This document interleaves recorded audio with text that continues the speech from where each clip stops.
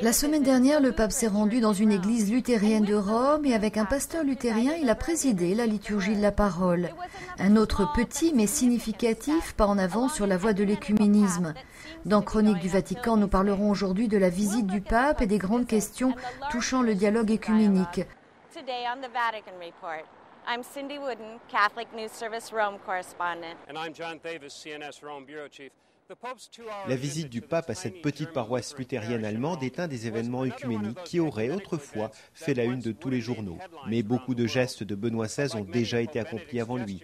Jean-Paul II, en effet, s'est rendu dans la même église en 1983. Et en un certain sens, cela explique pourquoi Benoît XVI trouve plus de difficultés à faire prise au niveau œcuménique. Il a hérité de très nombreux pas en avant dans le domaine du dialogue, bien que persistent certains problèmes très délicats qui, selon le pape, doivent être affrontés avec honnêteté.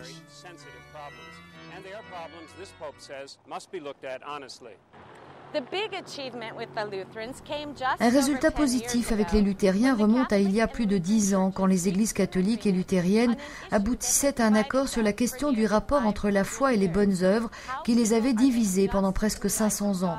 Comment nous sommes créés aux yeux de Dieu et comment nous sommes sauvés par Jésus-Christ.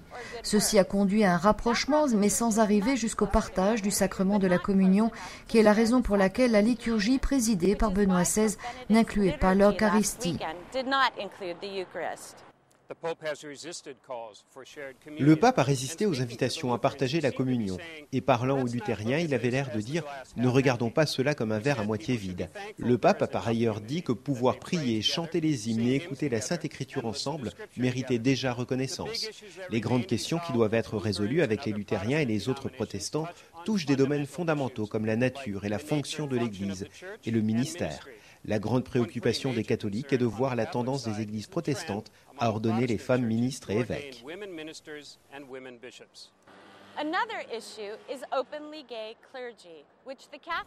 Une autre question est celle du clergé homosexuel que l'Église catholique a interdit. Certaines églises protestantes semblent aller dans la direction opposée. Par exemple, l'Église évangélique luthérienne en Amérique est en train d'aller vers l'acceptation de ministres homosexuels et devrait le mois prochain se prononcer sur la question.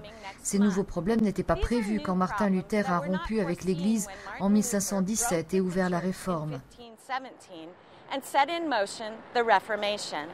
This year, in fact, marks the 500th anniversary of Martin Luther's first visit to Rome. Cette année marque les 500 ans de la première visite de Martin Luther à Rome, qui, selon ses biographes, fut à l'origine de la Réforme.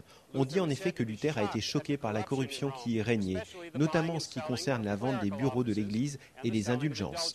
Et après avoir critiqué et rejeté publiquement les enseignements de l'Église sur l'infaillibilité du pape, il fut excommunié. Il y a 2 ans, un journal britannique a écrit que Benoît XVI aurait réhabilité Martin Luther, car son intention était moins de diviser le monde chrétien que de nettoyer l'Église de la corruption.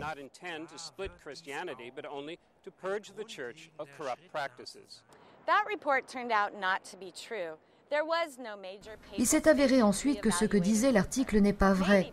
Il n'y a eu en effet aucune déclaration du pape sur la question. Peut-être parce qu'encore une fois Jean-Paul II l'avait déjà fait. En 1983, il a reconnu le profond sentiment religieux de Luther et souligné les fautes des deux côtés au moment de l'avènement de la Réforme. I'm Cindy Wooden. And I'm John Davis, Catholic News Service.